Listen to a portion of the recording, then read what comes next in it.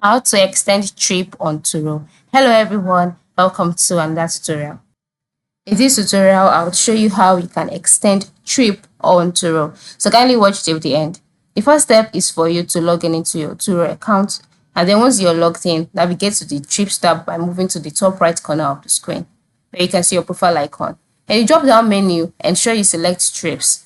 And once you're on the Trips page, the next step would be for you to select the trip you want to extend. So once you found the trip, tap on it and then you'll be taken to the trips details page. On this page, you'll see some options like change trip, cancel trip, and then request trip change. All right, click on that. Or you can see extend trip. Anyone, it means the same. So once you selected that, you'll be asked to choose the new dates and times you want to extend your trip to.